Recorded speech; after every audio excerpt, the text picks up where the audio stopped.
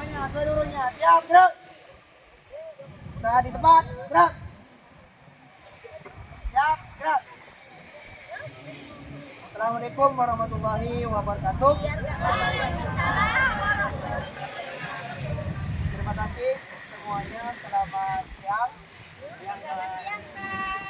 Terima kasih kepada Ibu dosen pengampu mata kuliah dan kepanduan Ibu Nova Aswanti SPDMPD, dan juga kepada semua rekan-rekan teman-teman yang sudah siap pada kesempatan siang hari ini.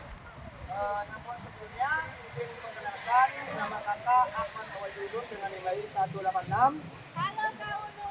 Halo.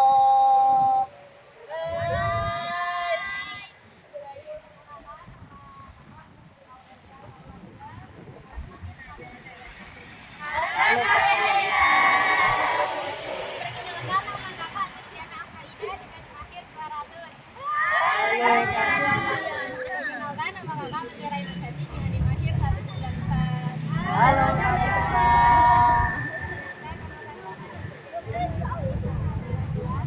Halo Kak Nina.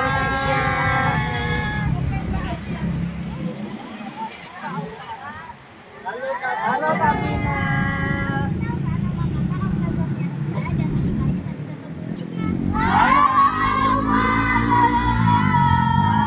Dari kakak-kakak sudah berkenalan nih. Kita sebelum pada kesempatan yang kali ini, kalau kakak bilang salam pramuka, salam. Satu aja ya. Oke, coba dulu untuk dulu. Salam pramuka. Salam. Ya, Kak. Terima kasih atas kesempatan pada siang hari ini. Kayaknya ini masih lemas-lemas, kurang semangat. Coba kita jago dulu. Dapur semangat. Semangat.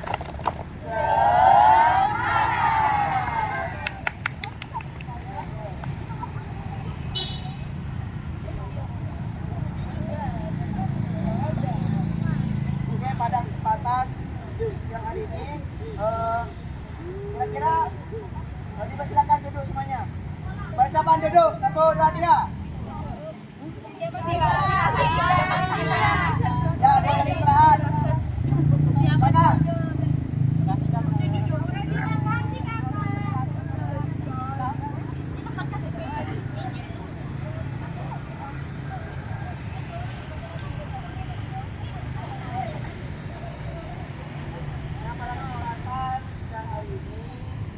Kita kan di dalam pramuka itu kan ada kakak dan ada sebutan adik. Nah, dari pertanyaan ini akan didengarkan. Kira-kira dari adik-adik semuanya sudah tahu nggak apa yang akan dipresentasikan pada siang hari ini?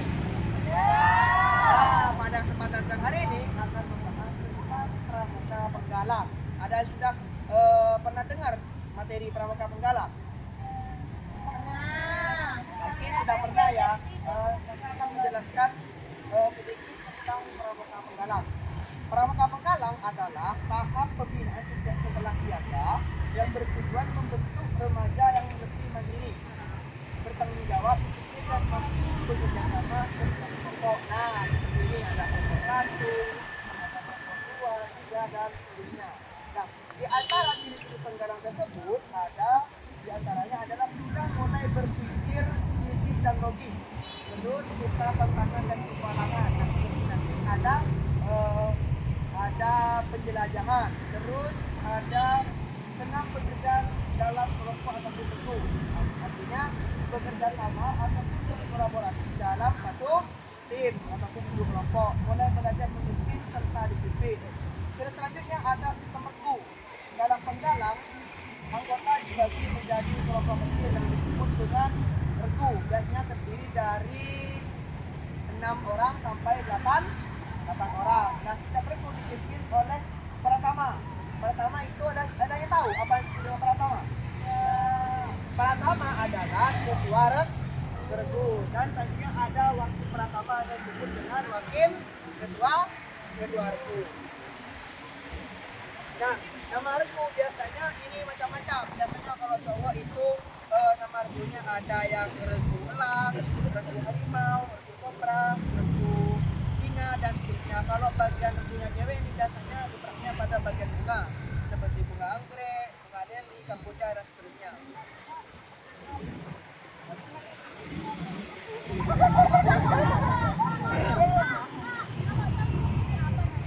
Hah?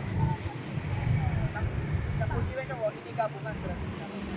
Terus selanjutnya tingkatan dan penggalang. Ada tingkatan yaitu ada penggalang rambut, terus ada penggalang rakit, dan ada penggalang terap atau disebut dengan tingkat tertinggi. Nah, tingkatan pramuka penggalang diantaranya yang biasa dilakukan ada latihan baris, disebut PPB, ada hari kembali atau bunuh diri, terus ada penjelajahan, ada disebut dengan terus selanjutnya ada perkemahan.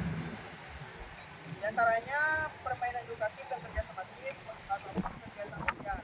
Tentu dalam pramuka penggalang ini mempunyai tujuan pramuka penggalang. Di antaranya adalah membentuk karakter yang berakhlak baik. Karena di antara salah satu tujuan dari pramuka itu juga membentuk karakter di manusia yang berbudi luhur.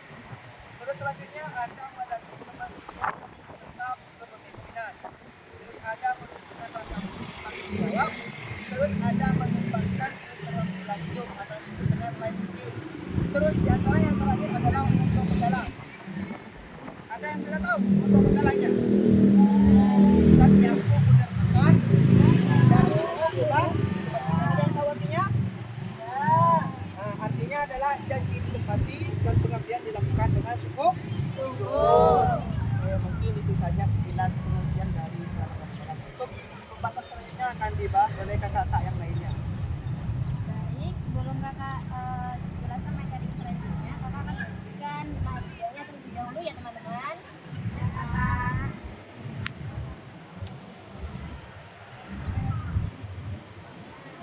Selanjutnya kakak akan membahas tentang struktur organisasi pada pramuka penggalang.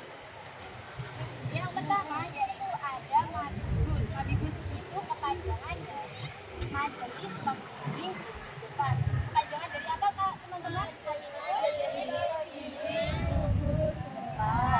sekali. Mabibus ini bertugas sebagai memberi bimbingan, bantuan dan menilai keberhasilan dari kehidupan. Yang kedua yaitu pembina gugap atau gugus. Pembina gugap di sini bertugas sebagai pangkalan keanggotaan dari peserta didik. Yang ketiga yaitu ada pasukan penggalang.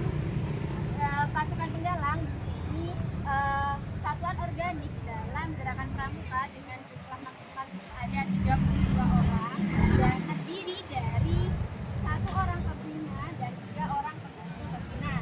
Yang keempat itu ada Dewan Kehormatan Penggalang. Dewan Kehormatan Penggalang di sini bertugas sebagai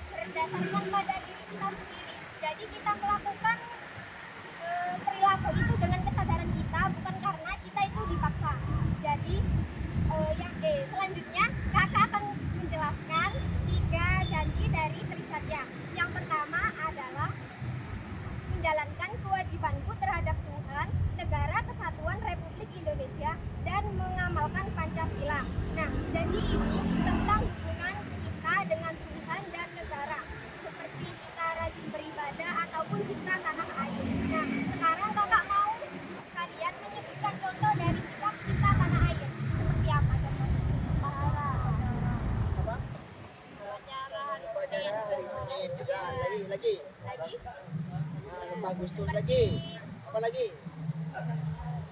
Mengamalkan Pancasila. Ya. Contohnya apa? Ya seperti kita menghormati bendera ataupun kita menjaga nama baik sekolahan. Nah, janji yang kedua berbunyi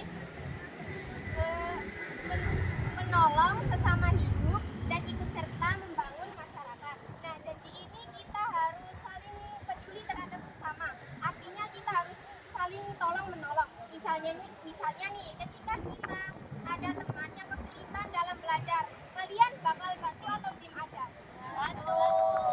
Ya, itu termasuk dalam penerapan Trisatya. Janji yang ketiga yaitu menepati dasar dharma. Nah, dasar dharma di sini seperti disiplin ataupun tanggung jawab. Nah, sudah jelas semuanya? Ya, jadi kesimpulannya di sini Trisatya adalah janji yang diucapkan oleh seseorang agar menjadi pribadi yang lebih baik dan juga kita itu bermanfaat kepada orang lain.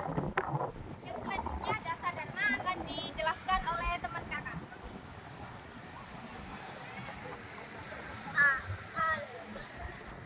Kemudian di sini kakak akan menjelaskan tentang dasar dharma. Dasar dharma itu kan terdiri dari 10. Teman-teman sudah hafal semua atau belum ya? Nah, yang baru datang, apakah kamu sudah menghafal 10 dasar Sudah, dharma? Kak. Coba sebutkan. Kemudian dasar dharma yang ke-6. Berdiri. Ini terapi gembira, Kak. Bagus. Tepuk tangan dulu, Ya, boleh duduk. Di sini kakak akan menjelaskan ke-10 dasar dharma dan juga maknanya. Teman-teman udah paham apa makna dari ke-10 dasar dharma itu apa belum ya? Yang sudah ada yang belum Ada ya. yang sudah, ada yang belum. Oke. Langsung saja kakak bahas. Yang pertama yaitu ada takwa kepada Tuhan Yang Maha Esa. Artinya yaitu taat pada aturan agama, menghormati agama lain dan juga selalu berdoa. Yang kedua yaitu cinta alam dan kasih sayang sama manusia. Artinya yaitu menjaga alam dan menghormati sesama manusia dan tanpa membedakan suku, agama dan negara. Yang ketiga yaitu patriot yang sopan dan kesatria. Artinya yaitu cinta tanah air, sopan, berani dan punya harga diri bangsa. Yang keempat yaitu ada patuh dan juga bermusyawarah. Artinya yaitu taat pada aturan, menghormati pimpinan dan memutuskan masalah bersama itu secara musyawarah. Yang kelima itu ada rela menolong dan tabah. Artinya itu mau menolong tanpa pamrih dan tetap tegar menghadapi kesulitan. Yang keenam ada rajin, terampil dan gembira seperti yang disebutkan oleh Anda tadi. Artinya yaitu bekerja keras, terus belajar keterampilan dan hidup penuh semangat. Yang ketujuh yaitu ada hikmat, cermat dan bersahaja. Artinya yaitu menggunakan dengan bijak uang, memikirkan dengan matang dan tidak dengan sederhana. Yang kedelapan itu ada disiplin, berani dan setia. Artinya itu tertib, berani dan setia pada janji serta kelompok. Yang kesembilan itu bertanggung jawab dan dapat dipercaya. Artinya yaitu menyelesaikan tugas dan menjaga kepercayaan dari orang lain. Yang terakhir itu bagi dalam pikiran, perkataan dan perbuatan. Artinya jujur, tidak berbohong dan menghindari tindakan kemudian. Selanjutnya akan dijelaskan oleh Hai semua.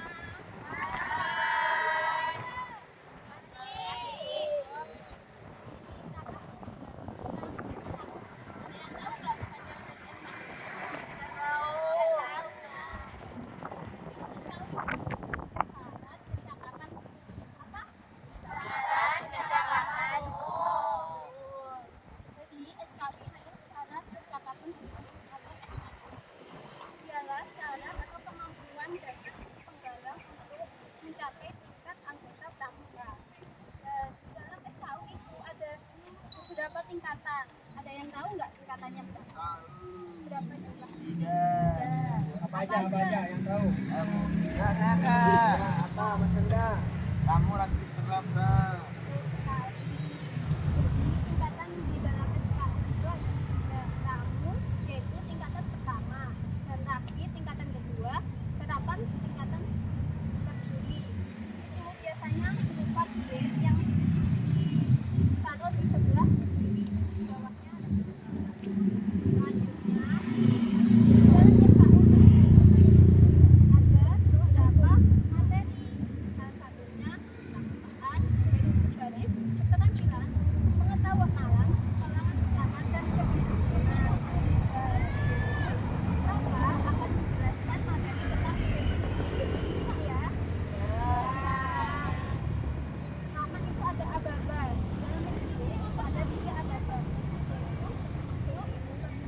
dan pelaksanaan.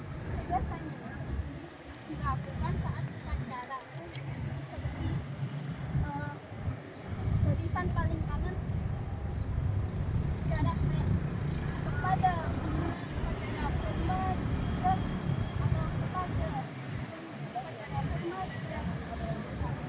Selanjutnya ada peringatan. Misalnya dilakukan saat jalan barisan atau saat jalan perlombaan. Terakhir ada pelaksanaan. Kedengeran nggak yang di belakang? Orang yang ada di sana, itu sebentar. Itu ada pelaksana.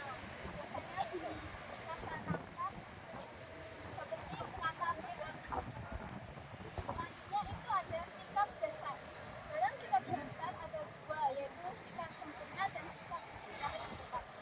Sikap sempurna itu kaki membentuk F, tangan yang P, membentuk G, satu dan terus tangannya menghadap, hadapkan pandangan ke depan dan kita goyang. Terus selanjutnya itu ada sikap istirahat di tempat. Untuk istirahat di tempat itu nanti aku balikan aja. Itu tangan kiri itu menggenggam tangan kanan seperti ini. Paham? Maaf. Oke, dilanjutin ya. Selanjutnya ada gerakan dasar. Siapa yang tahu gerakan dasar sendiri? Tidak. Gerakan dasar. Tahu nggak? Nggak tahu. Kasih tahu.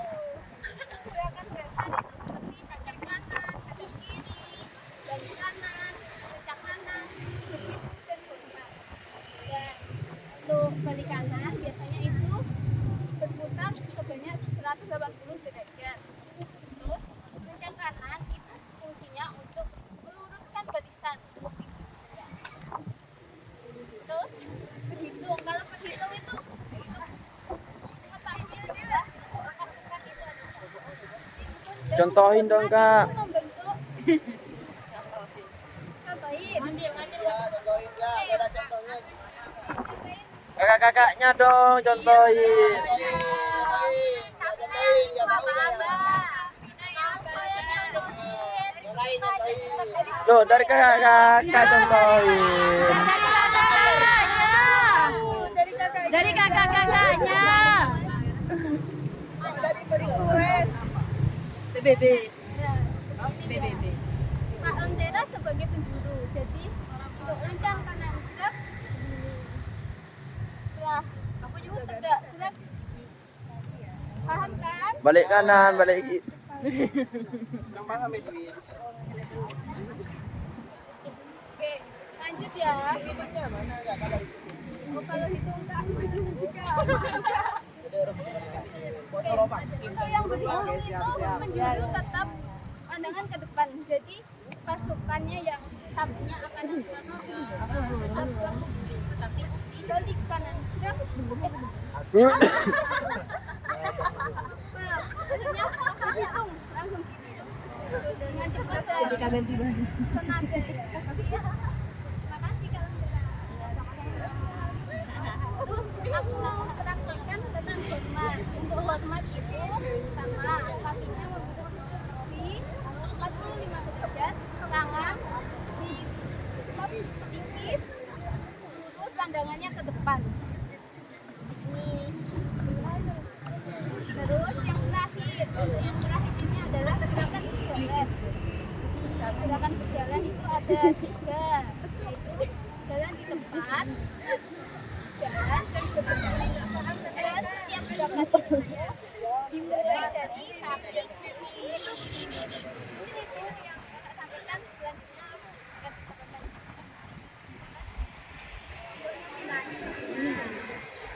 Halo semua. Halo. Sebelum mulai pelajaran, kalian sepertinya sudah merasa ngantuk dan bosan ya? Iya. Kita mengadakan sedikit terlebih dahulu ya. Boleh berdiri dulu semuanya? Aduh, Kak, aduh. Aduh. Sebelum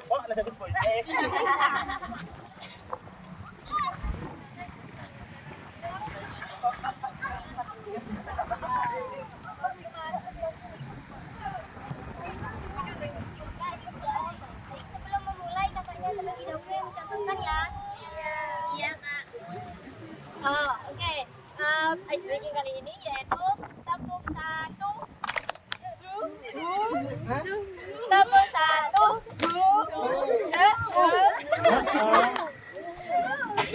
Bentar. Ulangi lagi ya.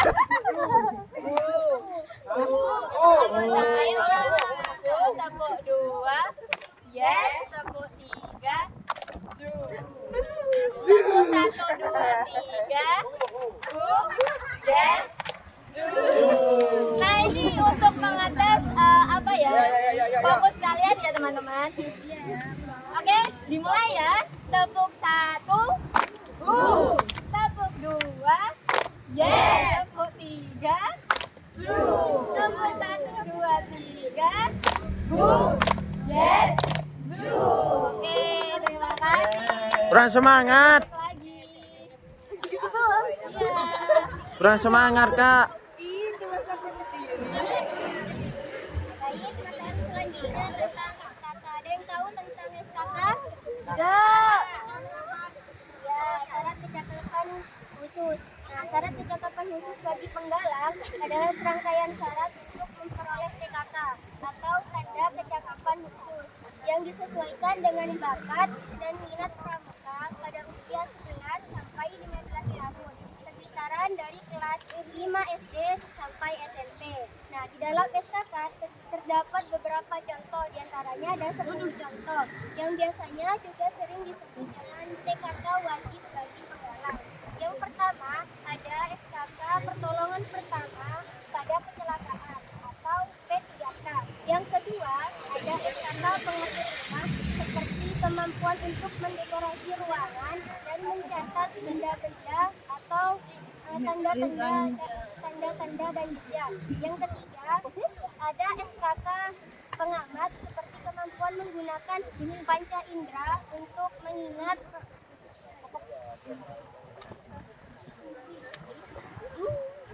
tanda-tanda alam dan jejak. Yang keempat ada SKK juru masak seperti keterampilan untuk memasak makanan. Yang kelima ada SKK berkemah, yakni keterampilan untuk membangun tenda sendiri dan menyalakan api unggun. Yang keenam ada SKK penabung, yakni usaha untuk menabung sendiri sehingga melatih kemandirian finansialnya. Yang ketujuh ada SKK penjahit, yakni keterampilan untuk menjahit pakaian. Yang kedelapan ada SKK juru kebun, yakni kemampuan untuk merawat tanaman. Yang kesembilan ada SKK pengaman kampung seperti ronda malam. Yang kesepuluh ada SKK gerak jalan, yakni ketangkasan jalan kaki dengan jarak tertentu dan teknik yang benar. Nah, di dalam SKK ini terdapat 5 bidang warna. Yang pertama ada merah, ada kuning, merah, putih, hijau, dan biru. Sebelumnya kakak kasih gambarannya ya.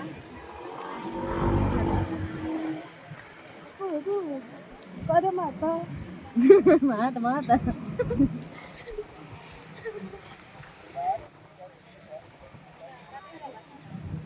Nah, tadi kan sudah dijelaskan. Jadi yang warna kuning ini melambangkan tentang agama dan moral. Yang merah ini tentang patriotisme, dan yang putih tentang kesehatan dan ketangkasan. Yang hijau tentang keterampilan seperti menjahit, juru masak, juru kebun, dan yang terakhir ada lambang yang warna biru ini tentang gotong royong, sosial, dan ketertiban masyarakat.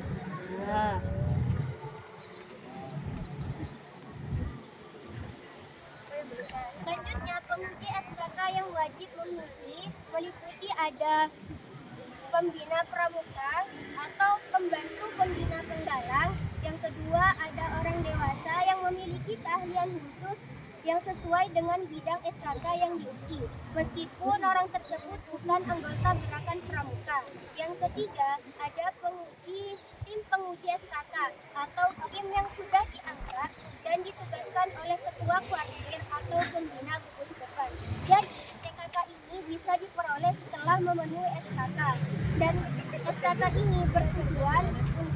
mengembangkan bakat dan minat serta membangun karakter kemandirian dan keahlian praktis di dalam kehidupan sehari-harinya. Selanjutnya akan dilanjutkan oleh teman kakak. Halo adik-adik. Sebelum kakak mulai materi ini, kakak mau ngetes semangat kalian. Tepuk semangat.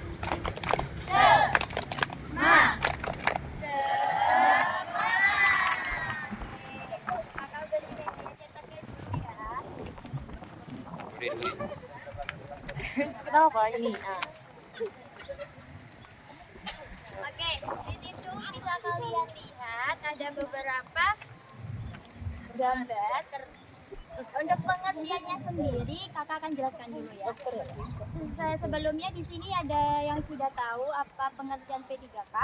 Tidak. Coba angkat tangan. Tentang pertolongan pertama pada kecelakaan. Oke, terima kasih.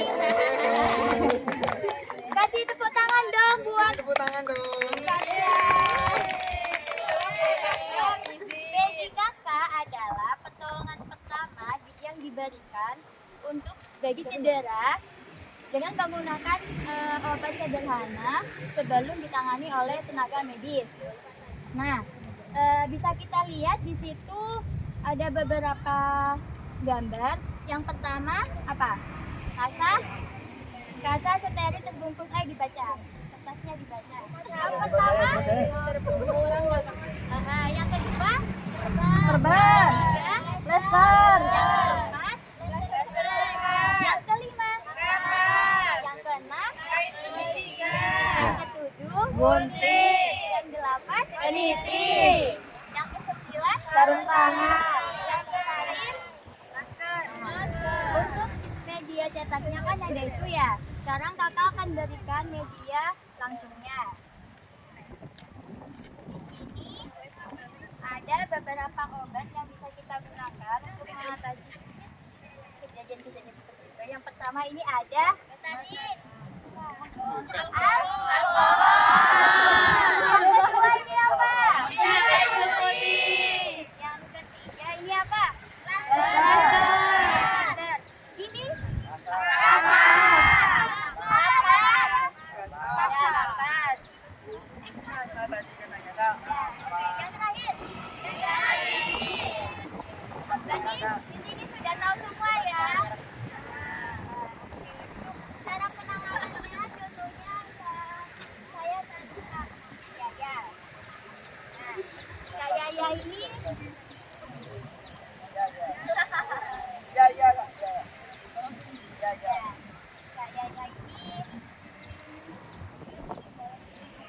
Ada lagi. fungsi. Nah, cara penanganannya yaitu kita garingkan tangannya, lalu kita beri kayu putih, lalu kita beri air minum, lalu kita beri waktu untuk istirahat sampai membaik.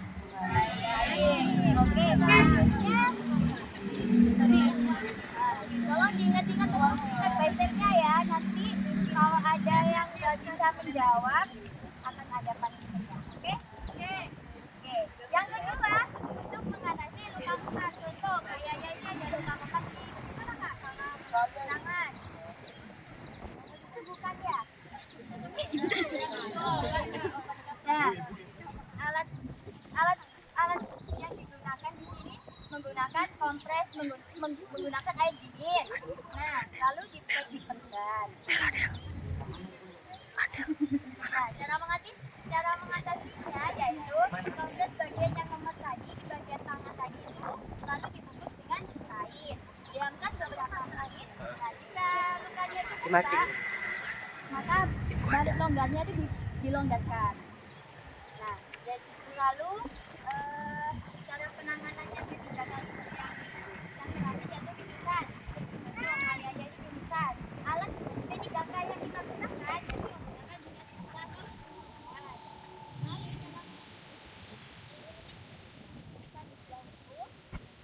Tekan di sini. Tekan di